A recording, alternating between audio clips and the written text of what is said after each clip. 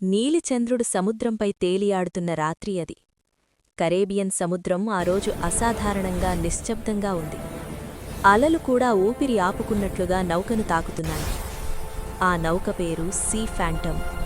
నౌక డెక్ మీద నిలబడి ఉన్నాడు అరిన్. అతని కళ్లలో సముద్రంలాంటి లోతు, గుండెల్లో తెలియని తుఫాను. అతడు ఓ సాధారణ నావికుడు కాదు, ఒకప్పుడు రాజ్యానికి సేవ చేసిన కెప్టెన్. ఇప్పుడు మాత్రం శాపగ్రస్తుడైన ఓ ప్రయాణికుడు. ఆ రాత్రి దూరంగా ఓ ద్వీపం కనిపించింది. పటాల్లో లేని ద్వీపం.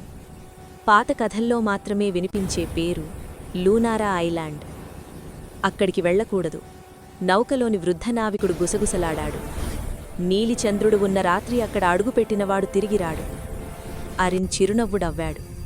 కొన్ని శాపాలు తప్పించుకోవడానికి కాదు, ఎదుర్కోవడానికి పుడతాయి. నౌక ద్వీపానికి చేరింది.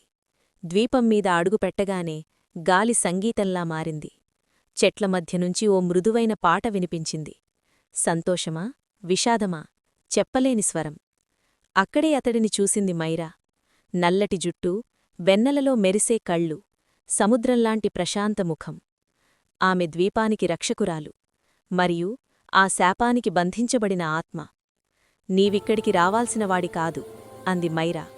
ఈ ద్వీపం ప్రేమను అడుగుతుంది, ప్రతిఫలంగా జీవితం తీసుకుంటుంది. అరిన్ ఆమె కళ్లలోకి చూశాడు. భయంకన్నా ఎక్కువగా ఓ పరిచయమైన బాధ కనిపించింది. నేనిప్పటికీ అన్నీ కోల్పోయాను, అన్నాడతడు. ఇంకా తీసుకోడానికి ఏముంది? మైరా అతడిని ద్వీపం మధ్యలో ఉన్న పాత లైట్ హౌస్కి తీసుకెళ్ళింది. అక్కడే శాపరహస్యం ఉంది. ఏళ్ల క్రితం ఒక నావికుడు ప్రేమ కోసం ఈ ద్వీపాన్ని మోసం చేశాడు. ఆ ప్రేమే శాపమైంది. నీలిచంద్రుడు వచ్చిన ప్రతిసారీ ద్వీపం ఒక హృదయాన్ని కోరుతుంది. ఈసారి అది నిన్ను కోరుతుంది, అంది మైరా. కానీ నువ్వు వెళ్ళిపోతే నేనీ ద్వీపంతో పాటు నశిస్తాను. రాత్రి లోతు పరిగింది. చంద్రుడు పూర్తిగా నీలంగా మారాడు.